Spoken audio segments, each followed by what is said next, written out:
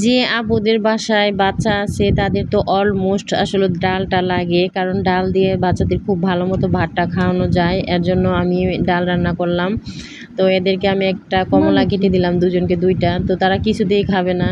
তো এরা খাওয়া দাওয়ার দিক দিয়ে খুবই অপছন্দশীল, যে এরা খাবার দাবার দেখতেই পারে না।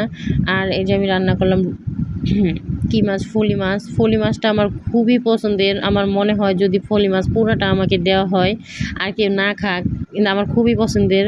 তো আজকে আমি রান্না করলাম ফলি মাছ, ভেজে রান্না করলাম। আর রান্না করলাম হচ্ছে ভেন্ডি ভাজি। তো আমার শ্বশুরমশাইয়ের খুবই পছন্দের একটা ভাজি ভেন্ডি ভাজি, তাকে ভেন্ডি ভাজি দিতেই হবে।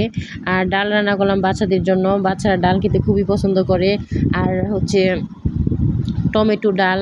তো এই ডালটা আসলে খুবই পছন্দের একটা ডাল, আমারও খুব পছন্দের।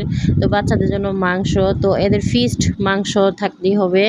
বাজারে যেরকম একটা জামা হচ্ছে ফিস্ট করা, যে আসলে মাংস এই জামাটার এই দাম, তো এদের হচ্ছে একটা ফিস্ট, তাদের প্লেটে একটা না একটা মাংস রাখতেই হবে, না হলে তারা ভাত খাবে না।